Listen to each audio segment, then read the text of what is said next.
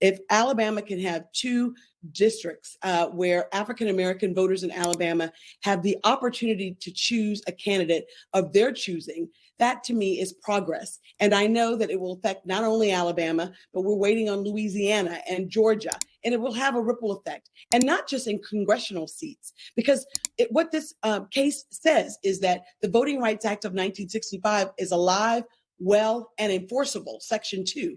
And so Section 2 is about voter dilution. So even in Jefferson County, where we have 5 commission seats, I think that you'll see a lawsuit to try to see whether or not that violates the VRA Section 2, because there's so many African-American voters in that county.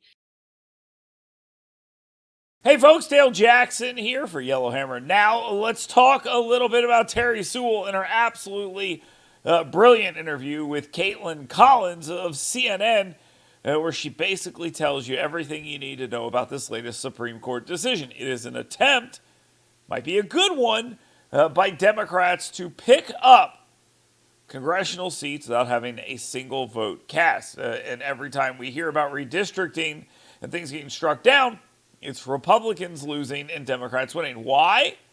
Well, because you're supposed to gerrymander using race, but not gerrymander using race. That's their entire argument. If you said you were going to gerrymander using race, they would tell you you're wrong. But if you don't gerrymander using race, they tell you you're wrong. What the state of Alabama did was follow the rules. And now an activist judge has come in and decided our congressional districts aren't good enough. Terri Sewell is obviously thrilled about this, and so is the media. Let's just be real about it. Kaitlan Collins, doing her best Dylan Mulvaney cosplay, has the congresswoman from Birmingham on the program. Joining me now is Alabama Congressman Terri Sewell. Congressman, thank you so much for being here. Court-appointed experts, I should note, are now going to be the one who are drawing these 3 proposed maps. That's what they'll then decide on. It's not the state legislature like before. Do you have confidence, though, that they will be able to draw a fair map that accurately represents the state of Alabama? To keep in mind what a fair map that represents the state of Alabama is to people like Kaitlan Collins, who has no idea what she's talking about, and Terri Sewell, who knows a little bit about what she's talking about. It is one that allows Democrats to pick up extra seats. That's what it is. Do you ever hear this conversation the other way? Do you ever do we believe that Democrats don't gerrymander? Of course they gerrymander. All politicians gerrymander. But because Democrats gerrymander over politics and Republicans gerrymander over politics, in order to make a distinction between the two, you have to say that because Democrats pick up 90+% of the African American vote, that Republicans are actually gerrymandering over race, but Democrats are only gerrymandering over politics. It's an insane logic leap, but that's what's happened here. I'm sorry. Will the special master draw a fair district, meaning give you another congressional district for Democrats? I do. You know, I have to say I was more than just disappointed that the state legislature didn't even try to adhere to the Supreme Court's ruling. The Supreme Court was pretty clear. They said draw 2 majority-minority district or something quite close to it. And as you said, it was one district, my district, they took from 55% to 50%. And then they created another district that was around 39.9%. And definitely that's not quite close to it. But that's not actually true. It was over 40%. That's number one. Number two, it is better than what, better being a term that might be relative, than what it was before. Does Terri Sewell know this? Of course she does. Of course she does. Were Republicans going to draw a district that Democrats could win? No. And Democrats were not going to draw districts Republicans could win. That's how it works. But you know what, Kaitlan? Today was a victory for Black Alabamians, but also for all Alabamians, because what we're fighting for is fairness, right? We want to make sure that irrespective of your race or your zip code, that every voter has an equal opportunity for their voice to be heard in this democracy. There's nothing more fundamental than that. And the state is now responding with the Attorney General. They're basically trying to escalate the issue up to the Supreme Court. They hope that there is a stay on this decision today. How do you expect, or how do you hope the justices will respond to that? Because, I mean, obviously someone like Justice Kavanaugh is going to be a key person to this decision that is going to be made. Well, the Supreme Court decision was pretty tight, 5-4, and Kavanaugh was pretty clear in his position as well.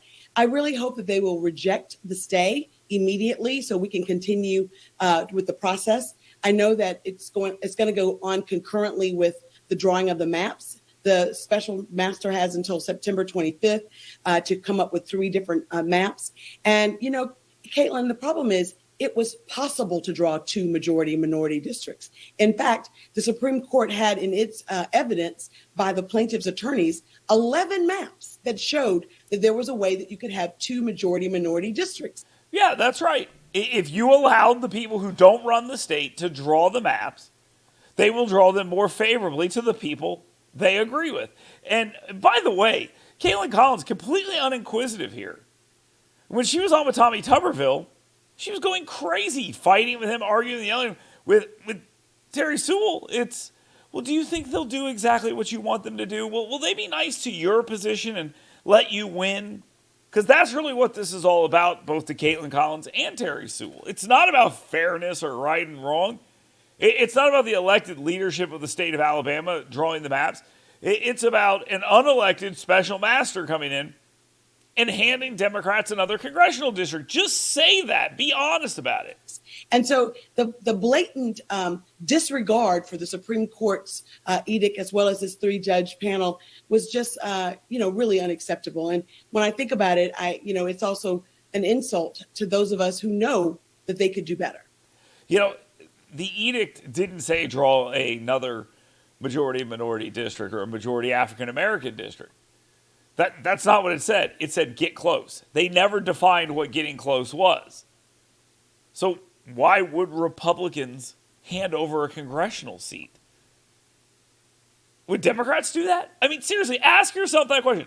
Would Democrats do that? And the answer is no, absolutely not. So this smugness is just completely unwarranted, especially considering the factual basis of the comments being made here is questionable at best. Because, again, she's focusing on the second minority-majority district, which was never asked for. And the 3-judge panel never said get 46%, 47%, 50 plus 1. They never said any of that. So why would Republicans do it? They could have done better.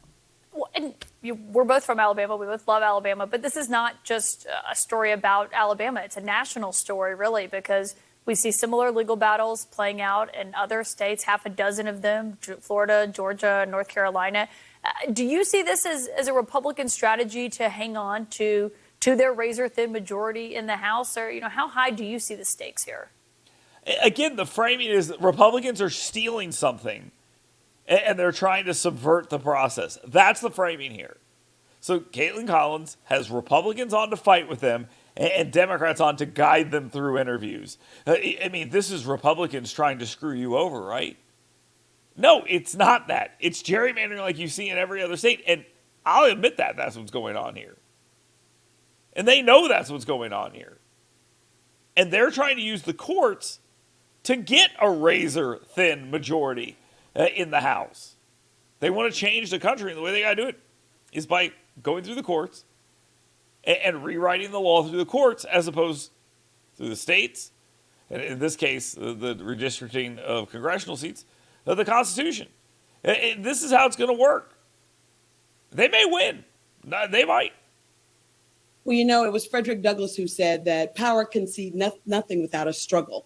And so this is a real fight going on now, because if we can get more congressional seats by fairer maps, that will affect the change in balance in the House, and the House of Representatives.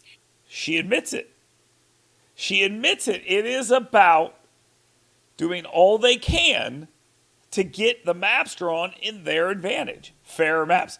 Of course you call it fairer maps. Of course you do. Because you want more seats.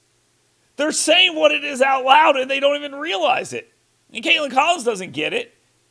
Has no idea what's going on. University of Alabama's biggest shame. And that's pretty important. But for me, when I look at just the bare bone of what this is about, we know that our state has a long storied history in racism and segregation and voter disenfranchisement. But we also come from a state of wonderful people, Black and white, who gathered around and tried to do the right thing. They marched in order to desegregate. They also, marched irrespective of what happened on that bridge. John Lewis and those marchers marched and defied and really helped democracy get to where it is.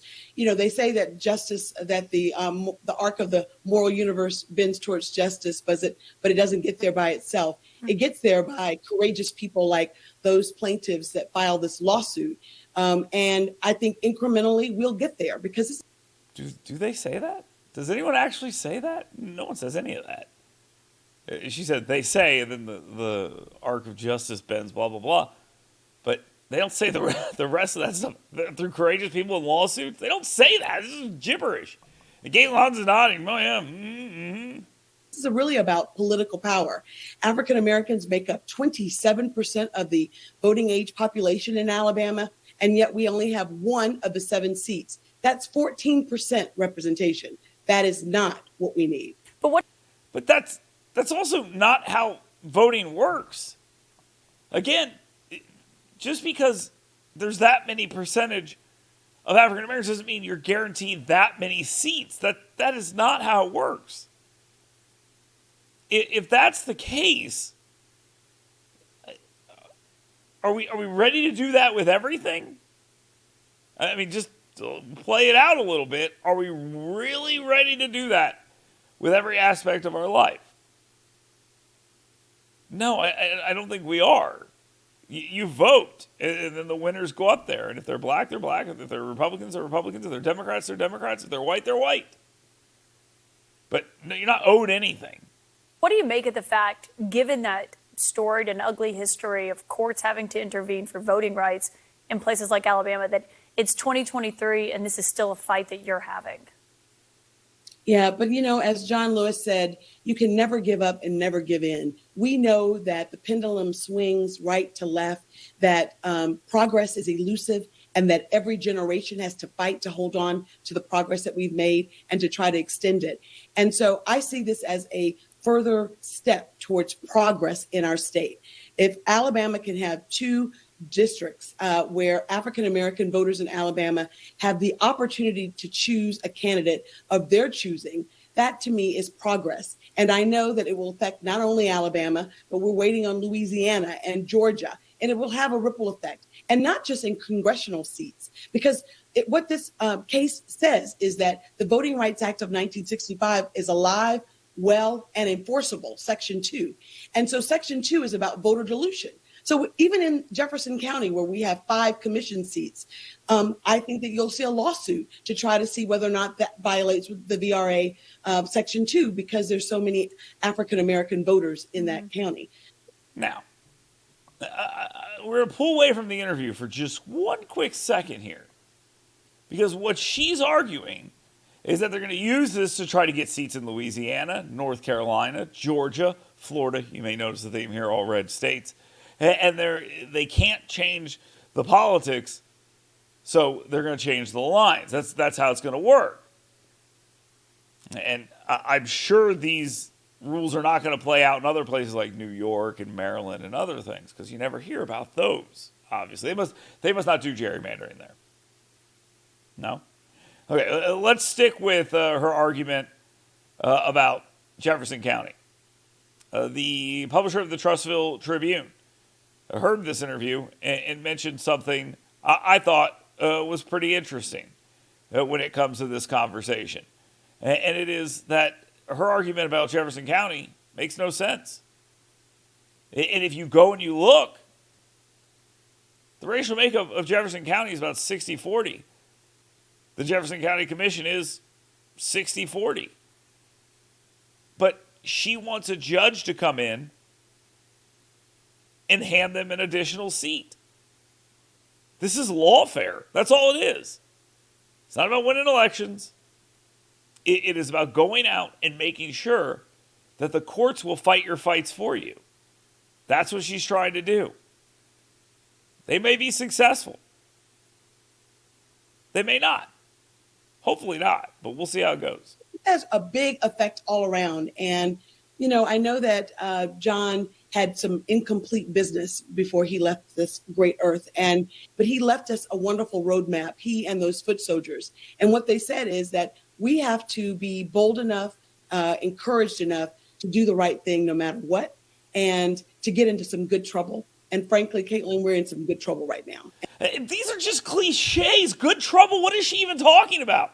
Who is suggesting that this is trouble? They went to court and the federal government sided with them. What are they talking about? There's no victimization here happening. The federal government is coming in and siding with you and giving you everything you want. And you're claiming you're being victimized here. What do you do when this runs out, when this card goes away? I don't know.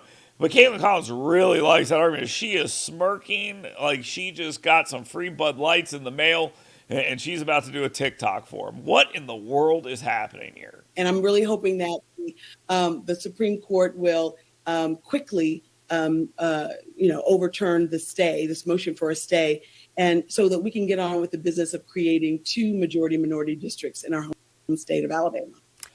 Which was never ordered, just so you know. I mean, just the factual basis. But Kaitlan Collins, let's let you wrap it up. Congresswoman Terri Sewell, thank you for your time tonight, for joining me. Smiles, happiness the entire time. A much different interview than we saw with Tommy Tuberville. What a shocker. Democrats come on there and they get led through an interview very, very easily, very, very kindly. They say crazy things that make no sense. They have no basis in reality. No challenges. She says things about how the court said to draw these districts. They didn't. She said things about how the county commission is somehow incorrectly formed. It's not. And they argue that every Republican state should have to draw districts that will help Democrats take power in Washington, D.C. Kaitlan Collins doesn't even bat an eye. She just takes whatever she says and takes her word for it. But if it's a Republican, it's a knife fight the entire time. Damn, Democrats got it good. I find this to be so frustrating because so little is expected from some of these guests who come on this program. It just is almost embarrassing and borderline racist. The soft racism of low expectations here by Kaitlan Collins, where she feels like she can't push back on anything Terri Sewell says that's incorrect. You would get this absolutely nowhere else if a Republican was there. If a Republican was there and they were having this conversation, they could correct the record on this multiple times, and Kaitlan Collins would have a conniption. But with Terri Sewell, nope. Just sit back and smile, nod, and pretend she's right. She's not. But look, they're going to win the legislature. They're going to win Congress by going and getting the courts to give them wins without having to cast a single vote. That's what this is all about.